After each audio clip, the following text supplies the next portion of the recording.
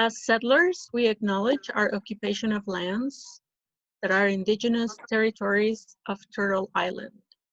Furthermore, we support all the struggles for indigenous sovereignty in whatever forms they take by the hundreds of First Nations and Inuit communities that have resided here for many thousands of years, and by Métis communities that have developed in the last hundreds of years. Let me tell you a little bit about tonight's public forum, in case you have not visited us before. We're gonna have our speaker, and after we're gonna have a Q&A, so you can either raise your hand, put your name on the chat list, and we will be calling you for questions. So we take all the questions first. If there's a gap, the speaker can reply as well. And at the end, we're gonna do a close also by our speaker. So Sean is hailing directly from Vancouver. Sean Cummings is an unemployed teacher and musician, member of March 21, and co-chair of Unemployed Workers Council, Portland. And he lives in Portland. Sean, the floor is yours. Thank you very much, comrades.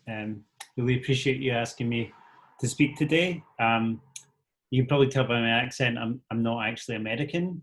I'm actually originally from Scotland, but I now live in Portland, Oregon. I'm going to talk a little bit today about the ongoing protests here in Portland and the political situation in the United States as it is, and a little bit about the challenges we face here, and then I'm really looking forward to hearing people's perspectives and questions. So a little bit of background into what's been happening. On May 26, George Floyd was murdered in Minneapolis by a police officer and several other police officers who stood on and watched him die. Immediately there was huge protests in Minneapolis, and they spread throughout the United States very, very quickly under the Black Lives Matter slogan, but these were obviously different groups from different places and different towns, and there were varying levels of protest. There was some which were full-scale uprisings right across the city, like in Minneapolis. Some were, one-off demonstrations. Some were sit-ins. There was car caravans. There was a variety of different protests. Here in Portland, Oregon, the protests began on May 28th, pretty soon after the murder of George Floyd.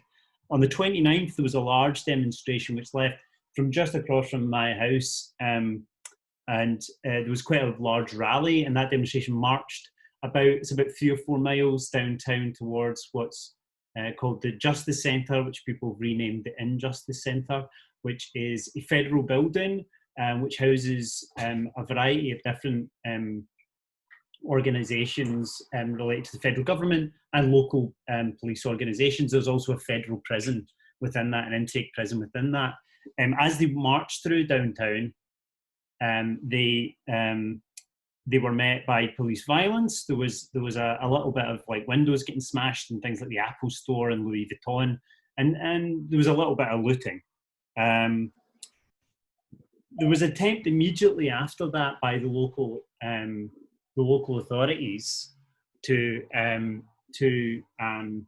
make a distinction between the good protesters who were peaceful and the bad protesters who were smashing windows. This has been a consistent theme in the protests we've seen since, is the attempt by local Democratic Party officials who run the city and the state to attempt to paint a section of the protesters as dangerous, violent protesters, and a section of protesters as good, peaceful people just asking for a little bit of reform.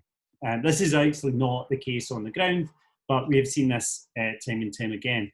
Immediately after that initial night, March 29th, the mayor, Ted Wheeler of Portland, who is also, this is worth noting, the police, he's the head of the police commissioner in Portland, which is an unusual situation. he declared a curfew. This was also copied by other mayors in other states throughout the United States, including whole California and various other places. He declared an 8 p.m. curfew, which was immediately broken by people on the first night and the second night, and they had to back down from that curfew as people refused. More and more people came out into the streets. The tear gas was used from day one. Munitions were used against people, rubber bullets, CS gas, pepper spray have been used by the Portland Police Department. So the department that Wheeler is in charge of has immediately from day one, they have a long history of this. This doesn't just start tonight. This goes right back to protests against the far right in Portland, starting about 4 or 5 years ago, that the police would use, immediately go to using force against protesters. On June the 1st, the Commissioner Joan Hardesty, Portland City has commissioners, there's 5 commissioners that run the city. She was elected, this is a commissioner who was elected on a police reform platform. She called in the National Guard. As Ted Wheeler his mother had died and he'd left the city. It was a black commissioner who'd elected in police reform who called in the National Guard on behalf of the mayor. Again, this did not stop the protests. This was the point where we're getting to peak protest, actually, and what I would consider the first wave of protests in Portland.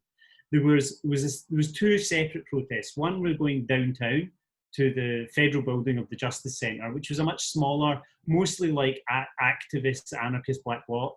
And there was much larger demonstrations of up to 10 to 15,000 people, which were new activists, predominantly black-led activists. And those are like up to 10,000. This was at the point when the National Guard was being called in. This was like the peak, I think. It peaked around June 17th, which was the city budget here in Portland. There was a demand brought up initially by an organisation called Don't Shoot PDX, which is a non-profit organisation, which had been set up a number of years ago around Portland police murdering black people in Portland.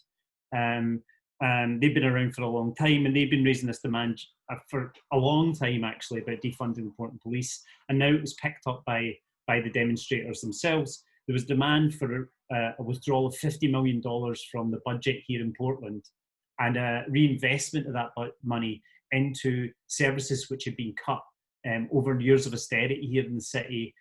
There's been a lot of gentrification of the city over the past 20 years. And there's been a lot of services cut recently, including parks and social services, especially in poorer areas. So there was a demand, there was a very political demand for that, and also that Mayor Wheeler was to resign, not just as police commissioner, as the mayor. So there was 2 pretty concrete demands being raised by the protesters at that moment. The city did not cut $50 million.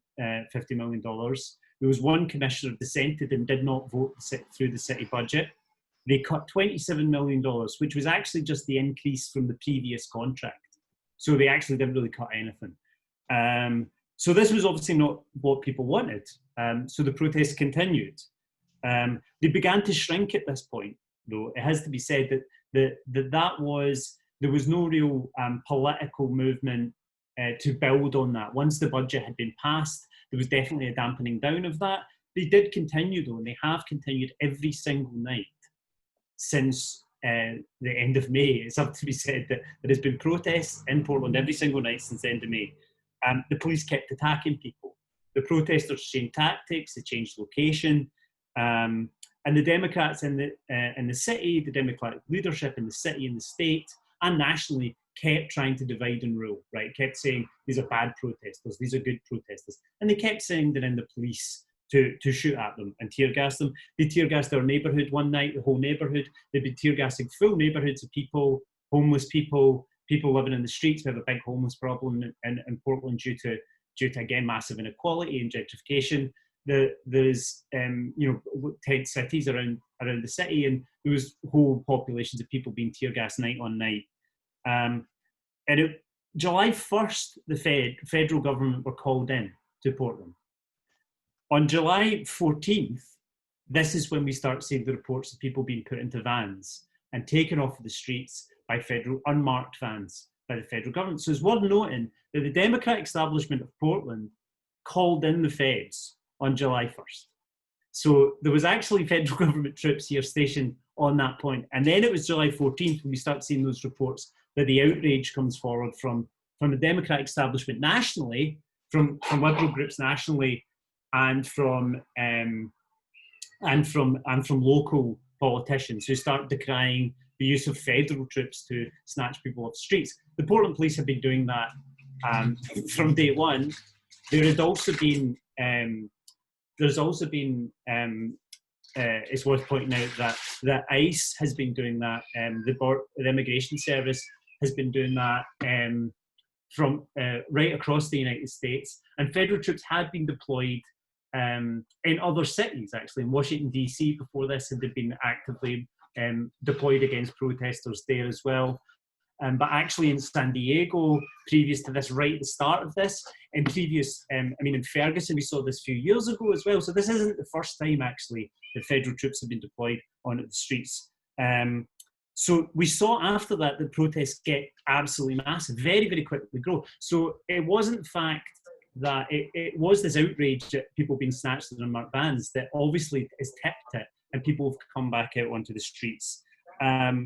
We started to see large working class blocks develop, which is really exciting. We started to see blocks of nurses, blocks of teachers. These were rank and file. These were not trade union organised. These were self-organised blocks. We brought an unemployed workers block several nights. We started seeing the wall of moms, right? The very famous blocks of moms of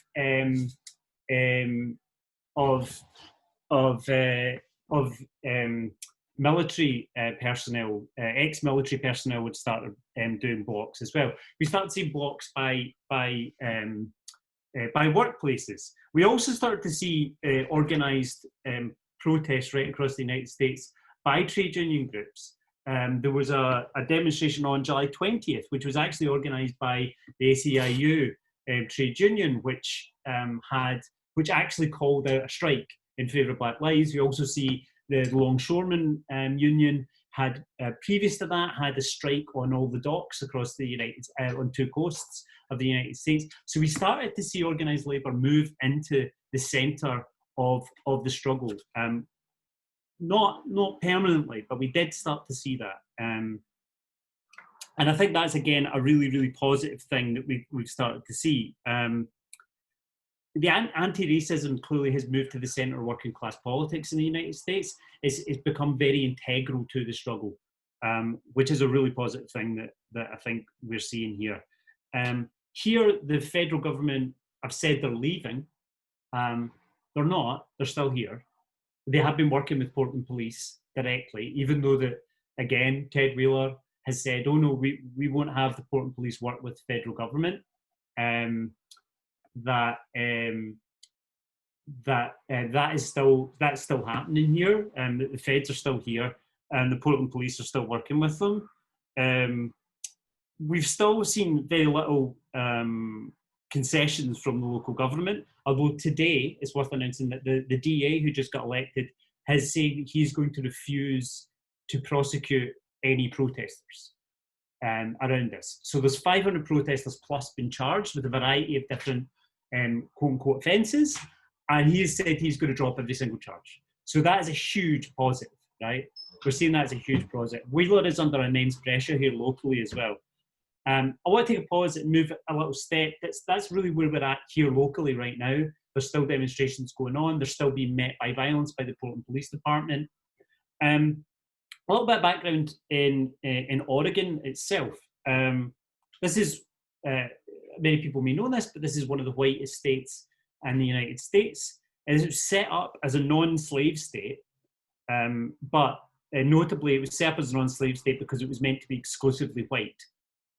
Black people were not allowed, or non-whites, I'm afraid, were not allowed to be in the state of Oregon for a long period of time, for a lot of its history. They were not allowed to own property, they were not allowed to work.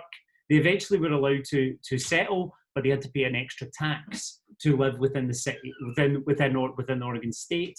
In Portland itself, redlining the discriminatory practice of basically separating neighbourhoods where people could live or purchase property went right up into the 70s here. Gentrification displaced the tiny, quite small minority of black people and black communities. There was a hospital just built on top of a community. All the people were moved out. This is in the 80s. This is not ancient history. This is very living memory within people. Also here, like across the United States, black people have faced murder and violence at the hands of the police. Here locally, we have, every year there are several people murdered by the police. There's been zero persecutions of that. Portland is also the home, more recently, of neo-Nazi organizations and white supremacist organizations. In Oregon and Idaho are the big centers of that. In the 90s, there was a murder of an immigrant, which really spurred an anti-racist movement here in Oregon. That was the first real uprisings against racism in Oregon. So there is a history here of racist violence.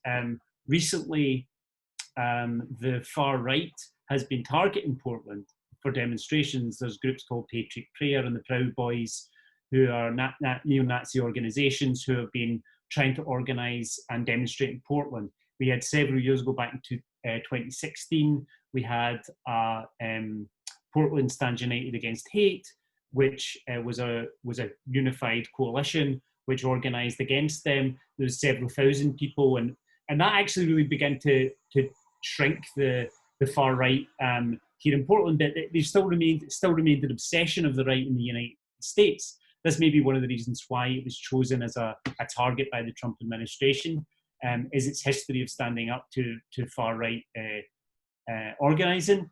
At that time, there was also murder on the Max train, which is one of our modes of transport here in town. A guy called Jeremy Christensen murdered 2 people on the Max. Interestingly enough, the previous night, he had tried to assault someone on a bus, and she had tried to get the police to intervene, and they refused to intervene the previous night before he murdered those people. And again, there was an outswelling of demonstrations against fascism and racism here in town. So there's a little bit of a history that I think that is also, worth noting, that the federal government were also humiliated here. The ICE facility here, the immigration detention facility where they've been snatching people up, was shut down for a week by protesters 2 years ago. So there's a little bit of a bitterness from the federal government and the right towards Portland. It's seen as a liberal city. It's not not totally progressive, as I pointed out. It's a very racist, very divided city, a very inequitous city as well. Huge amounts of poverty, huge amounts of disparity, which has obviously been enhanced by the COVID crisis, by the triple crisis, the economic crisis, and the COVID crisis. The economic crisis in the United States is also a background to this that, as Marxists and socialists, we have to think about and be aware of. That the unemployment rate in the United States officially is 13%. Unofficially, it's probably much higher. The unemployment rate doesn't include undocumented workers. It doesn't include sex workers. It doesn't include self-employed people. It doesn't include those who don't claim unemployment, and it doesn't include those in permanent disability. So it only includes those who are looking for work. So we're actually at a very, very high rate of unemployment. The unemployment system in Oregon is a disaster. It's not been paying people their checks. We have what's called the emergency response payment from the United States government of $600 a week. Hasn't really been getting to people. They've just cancelled it, and most people have still not received it, especially in Oregon. We've been organising around that in the unemployment group. The threat of evictions is very real. There's a moratorium. There's no moratorium, sorry. There is a rent freeze, but that just means that's being put onto people later down the line. The ability for the United States to absorb debt is, as the buyer of last resort in the global economy, is in part here, is in play here as well. You see that locally with this. You just put it onto personal debt down the line, further down the line. but people are not going to be able to pay that further down the line, and we're going to be looking at mass evictions or attempted mass evictions. So that is really the background to the economic and social situation in Oregon and wider in the United States, which has led to this situation. The distinct difference between the Democrats and the Republican, in my article, I called it two cheeks of the same arse, and I think that's actually is pretty true here. We can see that the response from the Democrats has been, we will handle it locally in terms of the violence of the state, and the federal government's response is, no, we want to handle it nationally. We want to suppress this nationally. You've also seen that the federal government wants to try and declare Antifa a terrorist organization. And there are probably a bunch of different reasons why they want to do that. And again, I'm going to say this is a split within the ruling class. So this is a split within the ruling class, how best to manage this triple crisis. We're seeing it played out. There's an ideological disintegration of the hegemonic ability for the American state to maintain its ideological hold upon people. You see this in the mass demonstrations right across the United States. People, and also, I mean, you could go back to the Bernie Sanders campaign in 2016, and a shift in people towards the idea of socialism away from liberalism. Right? There's an absolute crisis in liberalism. There's a crisis in the legitimacy of that, and that they're trying desperately to hold on to that legitimacy. And as that legitimacy falls apart in practice, here in Portland, you look around, you see what's happening. People are out actually actively engaging in dissent and protest. You see those ideas changing people. Those ideas, you know, and as socialists, we understand those contradictory ideas that people have begin to fall away, and they begin to see the true reality and the true nature of the society they live in. And they start linking together with other people to fight that. And as you do so, you begin to come up against the ideological wall of capital, the hegemonic idea, and all capital can meet you with is violence, state violence. So it's either state violence by the state, as in Oregon, or locally, or it's state violence by the federal government. They have no other way of, they cannot offer many concessions. They are offering this, you know, in this economic crisis, they still want to put through austerity. They still want to make the working class pay. They still want to force us back to work in horrifying conditions. They still want to make that profit from us. They don't care about solving the crisis of COVID. They're happy to let us die as long as we keep consuming, and as long as the American economy can keep turning over and buying in and buying in and buying in and selling and selling and selling and making profit from us. They don't really give a shit about that if we die or live. So there's a divide about how best to do that within the ruling class, and we're seeing that played out on the streets of Portland. I think, and that's the real issue between the federal government and the response by the local government. On the ground here, there is a lot of different organisations who are pulling and pushing in terms of the actual movement here. And in Portland, the revolutionary left, if you want to call it that, quite small, like right across the United States. March 21 is very small here. We're members of DSA as well, many of us. And DSA is probably, as the Democratic Socialists of America, is probably the largest left-wing organisation here. A lot of the protests here have been led by community groups, by non-profits. There has been a lot of self-appointed leaders. There's been a lot of organisations coming into being and then falling apart. There is very little focus on what we would call united front organising here, and it's the sort of thing that we're trying to push for, which is the idea of a unified anti-racist organisation, which is democratic in its basis and is a focus on the working class. That's what we're really trying to do here. On the ground, that's not really the situation. It's still very much led by small groups who sometimes decide things in secret, and at the moment that's the situation we're in here on the ground.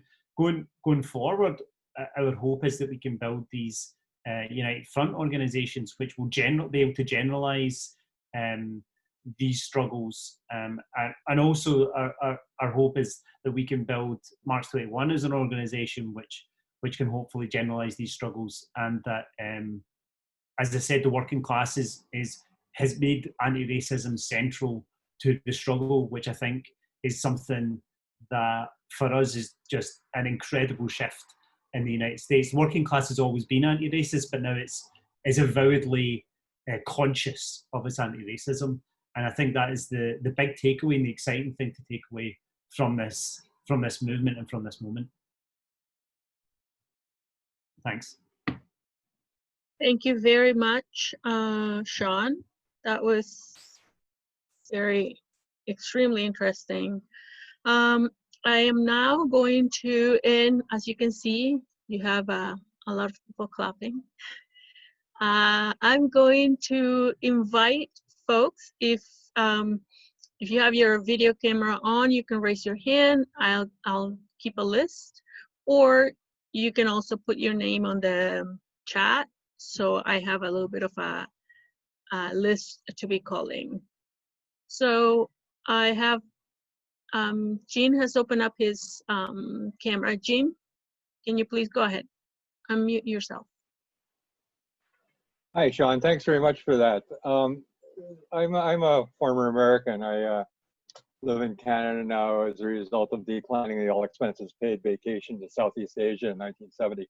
But the thing that I've been perceiving happening in the United States is around the election and Trump's continued suggestion with support from other groups and other people that the election will be contested, that there will be a crisis around the legitimacy of the election.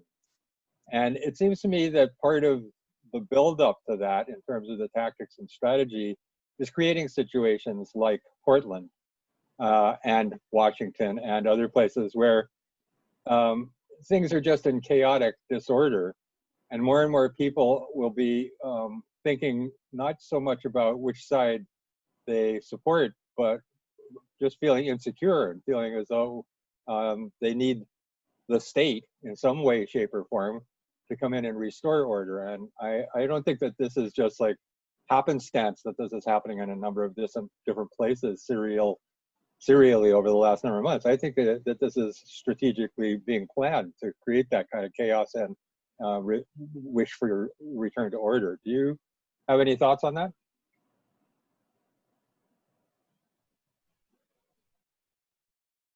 Do we have another question from the floor? I don't see any questions in the chat. Faylene is up, her hand. Okay, Faylene, could you please go ahead? Yeah, thanks for that, Sean. Just, I guess, a couple of questions.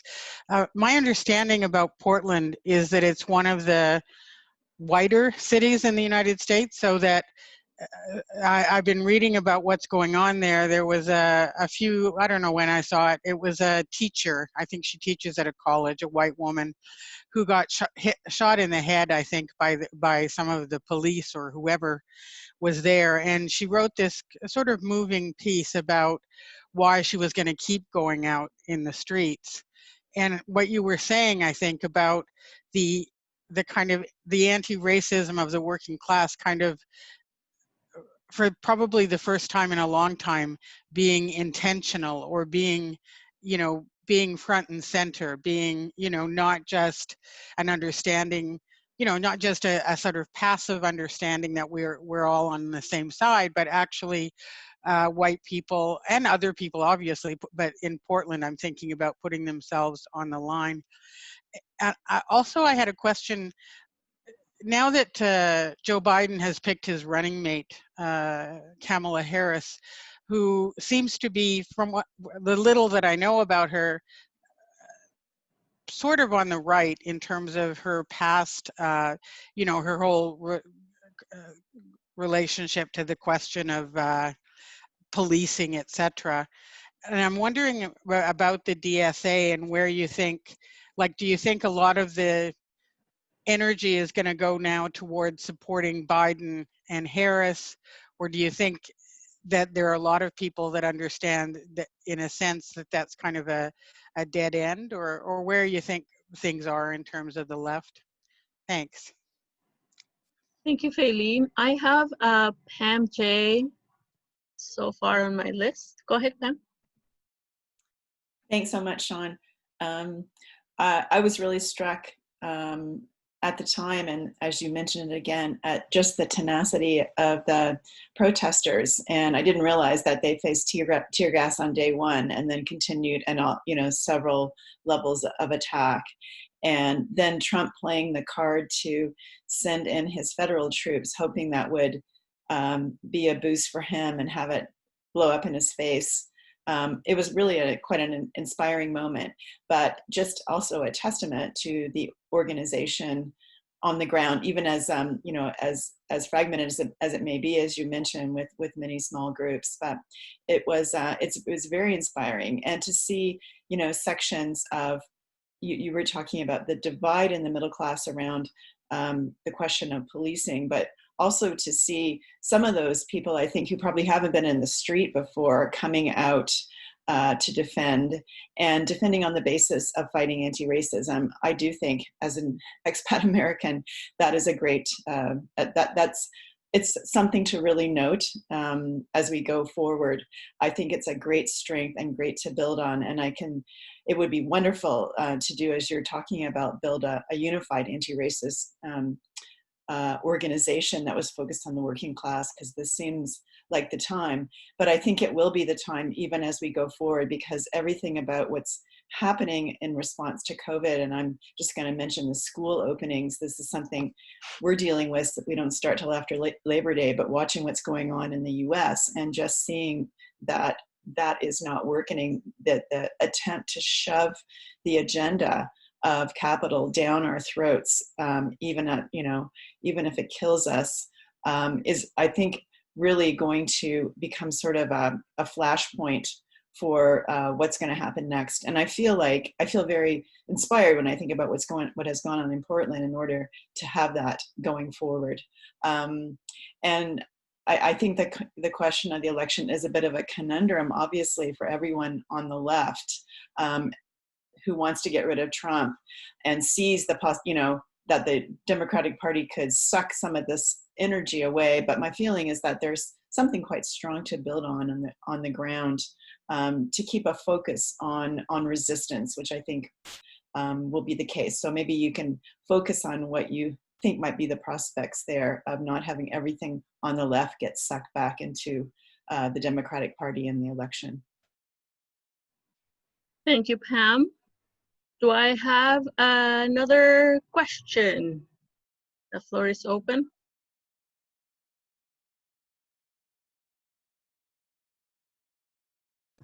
No? Chantal? Chantal, please go ahead. Yeah, so just following on what Pam said, it's the intersection of all these crises that is really important right now, between the pandemic and the way it has exposed the pre-existing fault lines around race, economic crisis, of course, as well. And, one of the things that is coming up very soon that is going to affect communities of color, and you mentioned that teachers being involved in Portland, the parts of the U.S. where, and it's kind of the same in Canada as well, but the return to school and the way, and the opening up of business, the way that it puts communities of color at most risk. I mean, the demand to defund police is really important, but this filters out into so many other so many other equally systemic ways in which people can fight back. And, I've been reading something about the Chicago teachers actually having a plan to push back greatly against the unsafe return to the classroom for teachers and students. And I'm wondering if that's, despite the fact that Portland doesn't have the same diversity, that how the courage to stand up around the Black Lives Matter protests is able to filter into these other systemic questions around race in the US. Thank you, Chantal. I have Shide.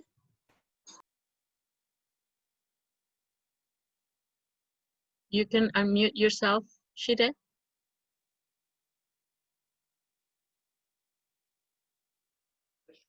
Sorry, hi. I didn't raise my hand. Oh, Sorry about your that. hand was raised on the Oh no. Okay, Okay, no thank problem. you. Yeah. You're welcome. Anyone has a question? I don't see anyone in the board. I don't see anyone in the chat.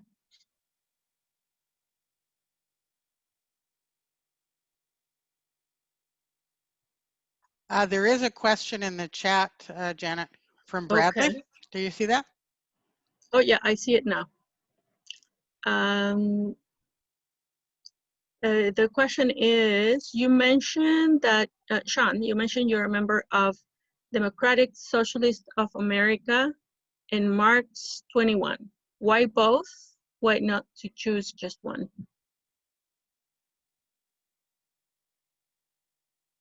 Any other question? Carolyn has her hand up. Okay, go ahead. Okay, thank you very much, Sean. That was a terrific talk, and I think brought a lot of insight to us who's watching the situation very much. And you may or may not be aware, but Canadians, particularly around this time, have been watching the United States and the politics developing very, very closely. I had a nephew who lived in Portland up until a few years ago. He had been very involved in the Occupy movement there, and as you say, there seems to be a long history in that particular city of activism. It is, in his view, it was and still probably is a very, very white city, and like so much of the United States, erupted around the question of racism, anti-Black racism, particularly being such a strong motivator for people going into the streets. And one of the things that we certainly noticed here, and it happens here, but in the United States as well, the incredible multiracial makeup of so many of the demonstrations that had been taking place. And it seems that in Portland, because it was day after day after day after day, and the fact that the police took such strong action, and then the federal forces came in to that city, it just motivated more and more people, or so it seemed. And I think the struggle is everywhere, like you say, to try and develop a united fight back in the sense of an ongoing working class based, hopefully democratic, anti-racist movement. And it's very, very hard to always develop that. But I'm always interested in the development of political organization, and the Democratic Socialists of America, obviously in the last few years over the Trump presidency and with Bernie Sanders and all of that, and I don't know what the figures are now, but the last I saw was approximately 60,000. And I remember, I radicalized in the 60s and early 70s, and also came to Canada during the Vietnam War. And I remember being a part of the Students for Democratic Society, which was a very, a mixed group, but a very organized group in many areas, many chapters. It had 100,000 members at its height, if I'm remembering properly, and was really a place where tremendous radicalization took place. Obviously, it varied chapter to chapter. It varied, what politics were being developed and people were being exposed to. But it had a hugely radicalizing. It was a hugely radicalizing process because of the coming together, both of the activism in the streets around the Vietnam War, around the Black Power movement and other movements that grew out of the Women's Liberation Movement, all of those things. And I would like to know a little bit more about the DSA. And it does seem to me a good place for socialists or revolutionary socialists to be a part of right now because of the potential for the radicalization. And at this juncture, from what I understand, I could be not up to speed on this, but the DSA has not endorsed Biden as the presidential candidate. Tell me if I'm wrong there. And just how you see the DSA developing, and whether you see it being a member in Portland as something that is a vehicle for the radicalization and as a vehicle for revolutionary socialists to be able to draw people to a working class analysis and the need for ongoing revolutionary organization. Thank you, Carolyn. And I am looking for either hints or notes on the chat book. Nope. Anyone? We're gonna, would it be okay, Sean, if you want to answer, and then if there's another question that comes up from your answers, we can Sure. block? Yeah, sure. Excellent. They were all really excellent questions, perspectives, and yeah, thanks, comrades. They were really, really good. So they're all kind of like similar, they're kind of interconnected questions, I think, as well. So the first one, comrade said about election legitimacy, the Republican Party, and the tactic of using federal troops and, you know, declaring Antifa a terrorist organization and using violence and xenophobia and racism.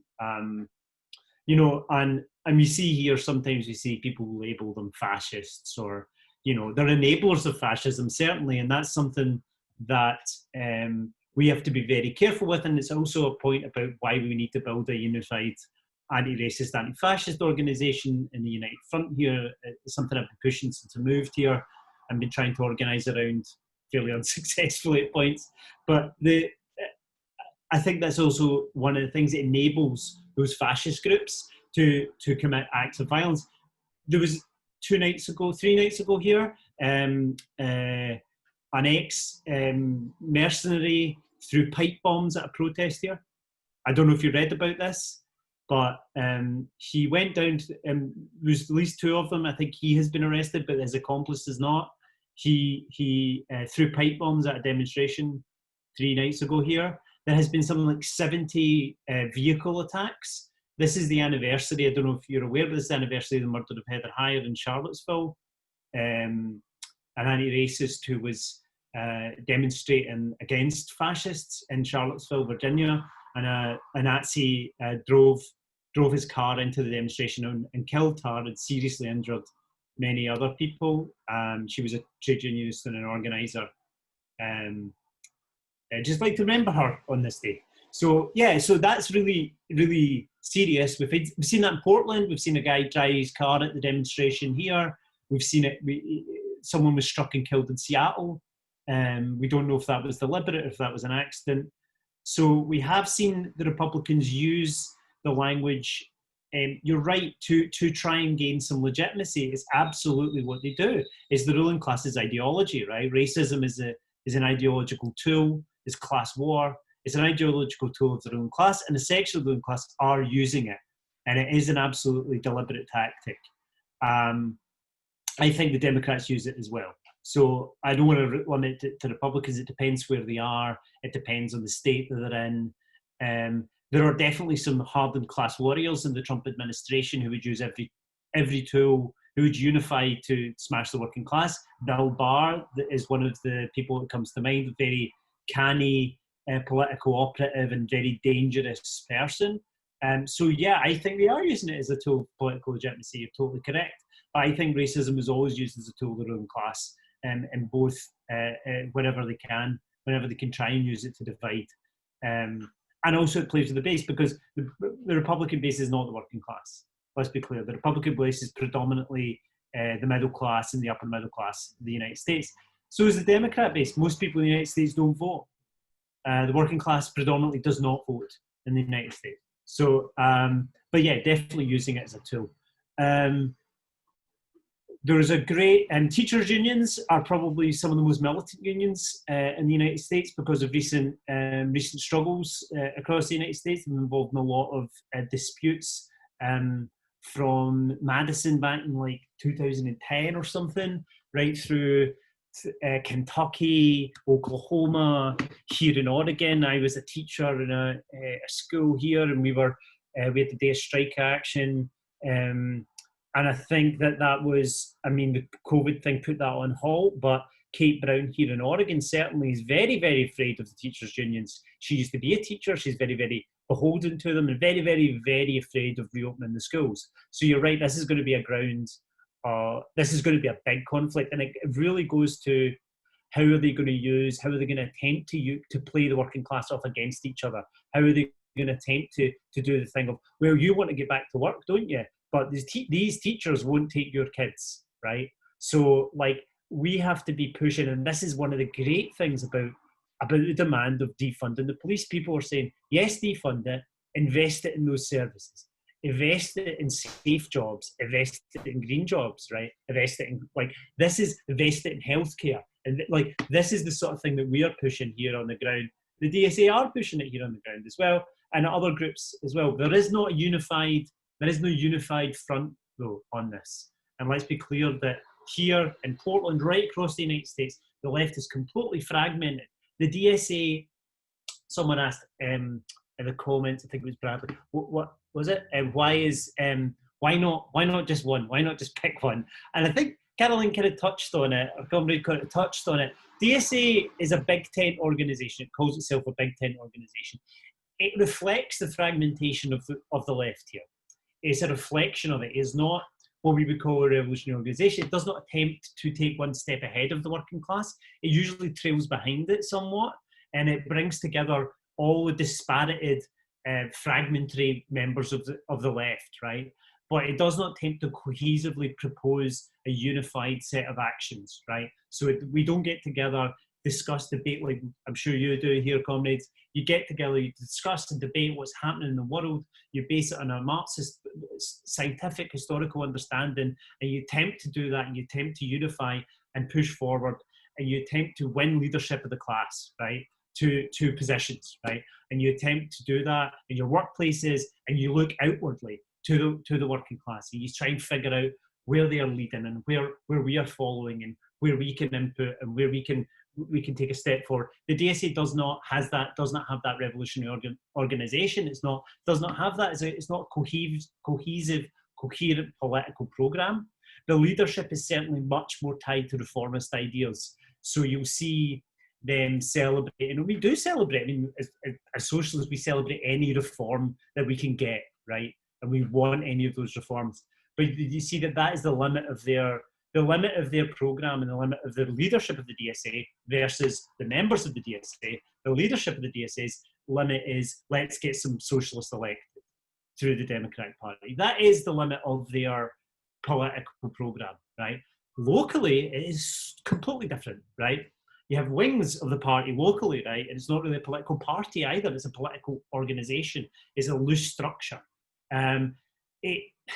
It doesn't really have many equivalents, I don't think, in Canada, because you have like a Labour Party in Canada. You have a distinct connection to the working class through that Workers' Party. It's not a revolutionary party, but it's certainly tied to the trade union in a similar way to the Labour Party is in Britain. And you have that tradition there that doesn't exist, and comrades who are from the US will know that doesn't exist here. So there is no deep connection between the DSA and the organised working class. There is no cohesive political strategy for the DSA. They are fragmentary groups within fragmentary groups. They have working groups. They have small groups of people who are like, say, communist working group, the libertarian socialist working group, the bike working group, the green working group, right? And they do their own individual things, and they come together and sort of discuss those things, but they're all separate. And they're all about bringing people into the DSA to do that work within the DSA. They're not all, this is not cohesive. Again, in Portland, this slightly different, slightly varies, but they're not about going out, creating unified working class movements outside of that. They're about bringing working class into that to organise internally. That's really the structure of the DSA. So the reason that I'm not just a member of the DSA is because I don't think that's effective as a tool for revolution, and I'm a revolutionary, right? And I feel that isn't an effective tool that the working class could yield in a revolutionary situation to win a revolution. I don't think it is a tool to do that. It is a really good place to meet other organisers and have political discussions. It can be that. It can also be a place, at the moment, the DSA organisationally disappeared during the Black Lives Matter. They melded into the movement. They did not attempt to lead it. They did not attempt to build the DSA through it and in it. They did not attempt that. What they did was they were worried about being accused of co-option, so they disintegrated into the movement, into these sometimes undemocratic, sometimes unaccountable groups that exist locally here. So there was no attempt to say, okay, as the DSA, we go en masse to this this, and we try and relate to these protests, we try and build Black Lives Matter, and we try and go into the trade union movement, and we try and bring trade unionists to it. People did do that as individuals and as working groups, but the DSA as a group did not do that, because that is not what they are. So March 21, we did do that, and that's because that's who we are as a group. That's how we organise. We're a revolutionary organisation like that. So I'm a member of both of them because I think it's important to have a revolutionary organisation, but I also think it's important to relate to other socialists and other left-wing groups. I hope that makes sense. If anybody wants to ask more questions about DSA, I'm happy to answer it from my perspective. You know, that's just my perspective.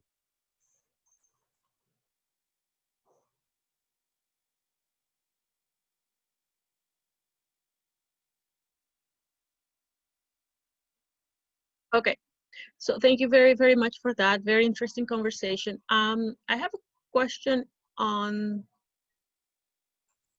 the group chat. What are the rallies like now, and where do you think those rallies will go? I'm going to open the space in case there's any other questions or any new questions, follow-ups. I'm monitoring the hands and I'm monitoring the group chat. Nope. So where do you think the rallies will go now? It's a really good question. So we've seen a diminishing of the rallies again. We've seen a much smaller, I mean, realistically, the question I raised in my article as well is, you can't have people, it's an impossibility really for long term for people to be brutalized night after night, be tear gassed night after night for 70 plus nights, right? I mean, like, how do people maintain that level, right, without any concrete organizational structure to go to, right? Without what we were talking about, which is going beyond, like, how do we win these demands? How do we permanently build this? What's the next what's our strategic and tactical strategy to win this? So a lot of time is maybe come back down to what would be considered the usual suspects on the left. So they've dropped back down in terms of who's part of it. There might be new people part of it who weren't part of it before, but it's really just the committed left. Very, very, I mean, they don't like the term, but anarchist heavy, right? I mean, like, a lot of them are like autonomous groups and are going out with shield walls, with organised to fight the police, right? So there's a sense of, like, we still hold the street, we go and confront the state, right? That's what we do now, that's what we do, that's what we do, that's what we do. But people, there is not I mean, there's a real understanding of, like, you can't maintain that with working class. People have to go work. They can't maintain that over this long period of time with no effective end demand in sight. So at the moment, the demands are kind of up in the air. I think a lot of the energy will go into either non-profits or into these, like, autonomous groups.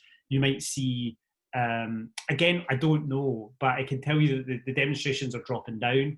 There isn't really concerted effort, sadly, to do anything like build a permanent anti-racist organisation. These groups a lot of time are happy to just have their small groups that they organise demonstrations with. I don't see that, personally, I don't see that politically as an endpoint that's going to be effective. There has been some gains, and as I said, the DA saying today that they're not going to prosecute anyone is absolutely phenomenal, right? And that's a huge win. We had some reforms. I don't know when it's going to go. Hopefully that energy we can start to have those conversations with people, though, about, like, well, the strategy we're doing now isn't effective. How do we actually have an effective strategy? What does that mean? Does that mean that we're still on the streets every night? Like, no one's even having a discussion about, the weirdest thing is no one's occupied a building. People are not building daytime demonstrations. There's this kind of, like, focus on nighttime confronting the cops, right? And I think that is going to be the reason that the demonstrations dropped in the first place. So, and we're only really going to be able to maintain those, I argue in my article as well, we're only going to be able to maintain those reforms as we are on the streets, right? For me, the real danger is the backlash that's coming. So how do we fight that backlash that's coming? And also, how do we link what's been the huge energy into other movements, which can actually win those things that Black Lives Matter are demanding, which is, like, defunding the police, refunding it and other services. Like, how do we do that now? I don't know what's going to happen with the demonstrations, but I do know they're dropping away at the moment. Thank you. Thank you very much. I have two people on the speakers list, so I'm making the last call for questions. But I also I want to share with you that next week, the Vancouver branch is hosting a discussion on Homage to Catalonia by George Orwell, and everyone is welcome to join. The Facebook link is on the chat, so please be noted. I have Pam J and then Nadine.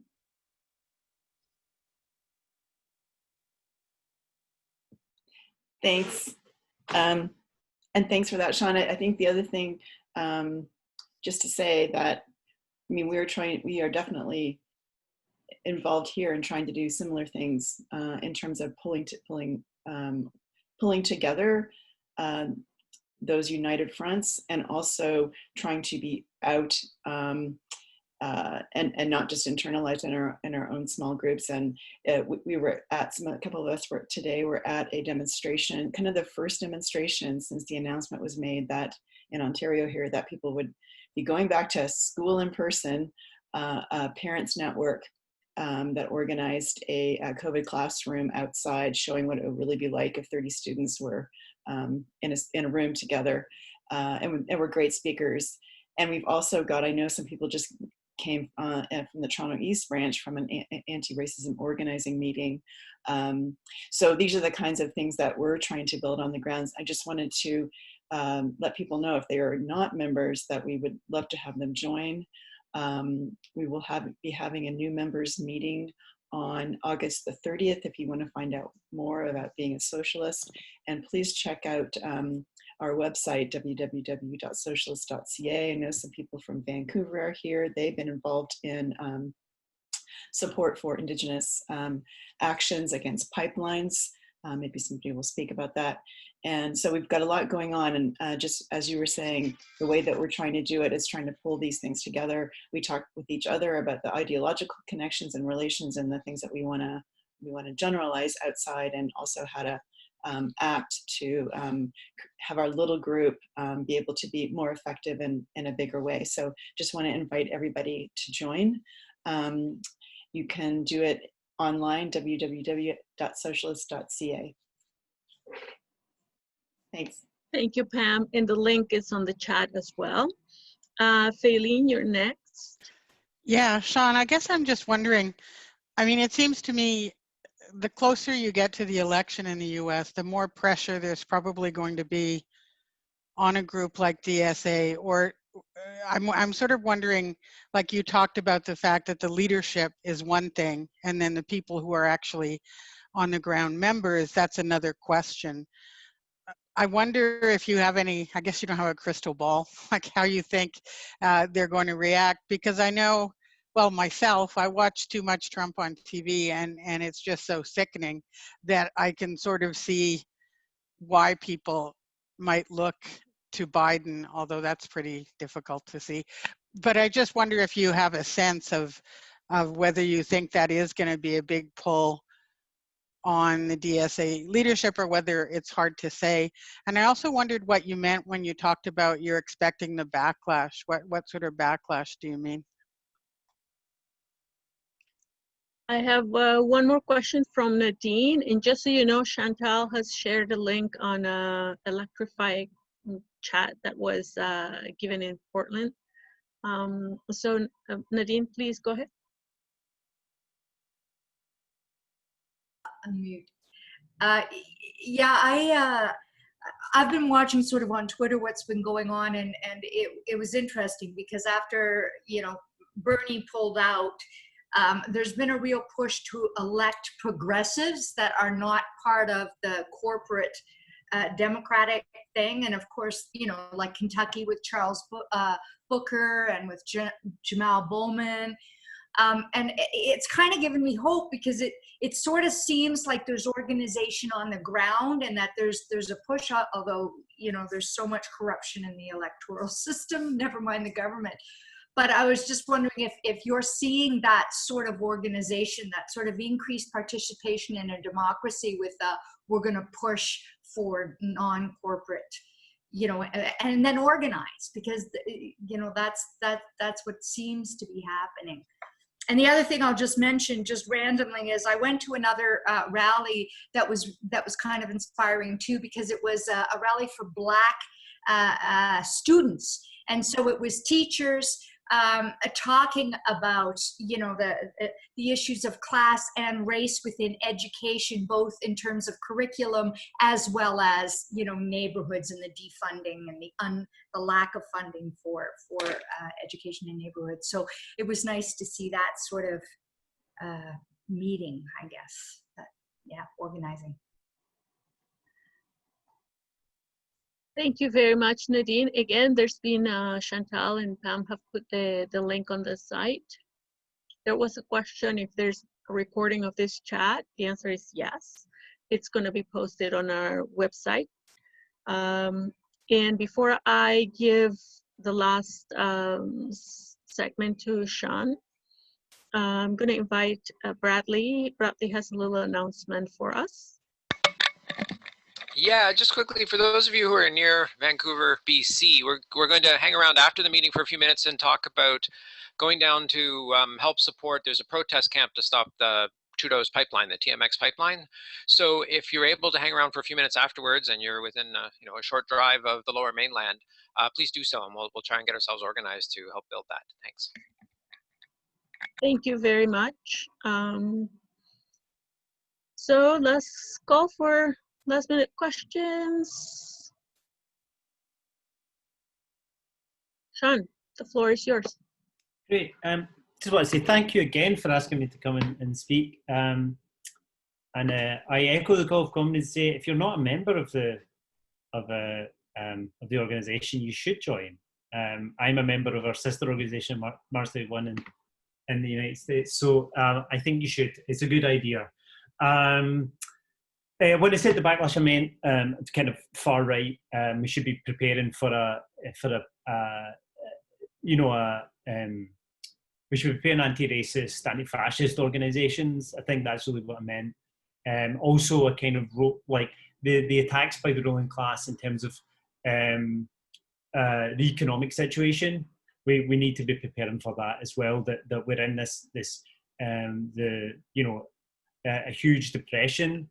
I mean, I don't have a crystal ball, but I think I can safely say that this is maybe going to be the worst economic crisis in Britain. I've noticed they've said that it's going to be the worst economic crisis since the 1700s. So we're talking about almost in whole of capital's history. This is going to be the worst economic crisis of capital.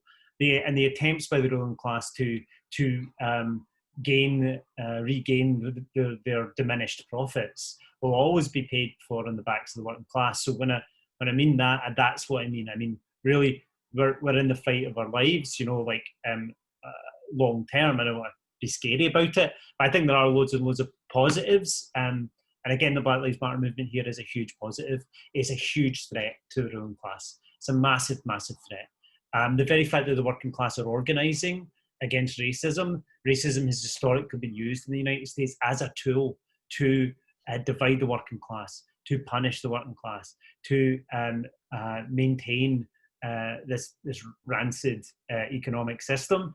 And the very fact that that is not holding any sway with anyone anymore is an incredible, incredible shift, and makes a lot of other organising a lot easier. And you have to remember that as well. In terms of the DSA's stance on Biden, I don't know. The pressure might be that the leadership say, yes, you should vote for him because he's worse than Trump. He's not worse than Trump. I don't think locally that's going to go down very well with a lot of people I know in the DSA here. Some sections will go on board with that. Some sections will not go on board. The leadership here is very to the left. But I have to say that leadership in Portland's unusual in the sense that it's essentially pretty revolutionary left. They're very close to me and other people in March 31. So that's an unusual situation. So I don't think locally that's going to be big sway. People might just hold their nose and vote for him. I'm still not convinced he's going to win, I have to be honest, regardless that he's not offering anything to the working class of the United States. Again, working class of the United States don't vote, right? They might vote in this election because of the upsurge in the COVID. I don't think economic crisis automatically, we have to be clear, economic crisis does not automatically produce a reaction by the working class, which is going to be confrontational with the state. It can produce despair. I think the Black Lives Matter uprising is showing the positive way that we can fight that. And we have to keep that momentum going and build these united fronts in order to do that. I think that because movements go up and down like a balloon. We see it here. It seems to be this wave that's going up and down and up and down, right? And but we need something consistent and that can continually push that wedge in. You know, I think the quote from Yeats, "The centre cannot hold mere anarchy is loosed upon the world," is one of the most apt things that I could think of at the moment, right? The centre ground of American political life is meaningless, right? At the moment, the Democrats, where they're surfing in this middle ground, is completely meaningless to people. I think that's the danger for Biden, and I think that's going to be that could be the reality. It might not matter what the DSA leadership say, to be quite honest. I think most people will hold their nose and vote for Biden, but I don't think ultimately that's not going to make a huge difference in terms of ordinary people's lives, and I think ordinary people see that. In terms of the progressives being elected, many more progressives lose than were elected. I think it's positive. I think that Ilhan Omar keeping her seat is positive. We've got to say yeah, because that's actually a vote against racism. Let's be clear. Ilhan Omar has been, and Rashida Tlaib have been, and it's again, it was an attack on Palestinian solidarity. It was an attack on. It was a racist attack directed at them, and we have to be clear and say that's really positive, and that shows that is not cutting it really with the American working class. They did turn out to vote for them. They did turn out to vote for someone who's historically been anti-racist, who's historically been anti-war. We can take that as a positive. But as a socialist, that is not the end goal for us, and that cannot be our strategy in the current moment to get more Democrats elected. As I said, locally, we had a progressive Democrat elected on a police reform. She'd been fighting against police violence when she was with her non-profits. She gets elected, she calls in the National Guard. And I think that shows you the limits of that strategy. And that is not something that we should be pouring our energy into. And I would be arguing against pouring our energy into that, especially when we have an uprising across the country. That's what we should be pouring our energy into. And again, building up anti-racist united fronts, building up trade union density, relating to our trade unions, building the confidence of working class people to fight. You know, I think there is a tendency for either substitutionalism in the left in the United States or opportunism in the United States. They either think that they are the working class and all they need to do is turn up, or they think that the working class are this monolith that they can't relate to. So there is this two quite tendency, and there's nothing in the middle which says that we have to relate to the working class, we have to fight for the leadership of the working class, but it is ultimately about building the confidence of working class people to fight and to win. And I think that's really the moment we're in, and I don't think that an electoral strategy is the way to do that, even if we could. And I just want to again say thank you all for having me, and I'm excited to see what our comrades in Canada do about building united fronts, building a revolutionary socialist organisation in this moment. And yeah, thank you all. I really appreciate it.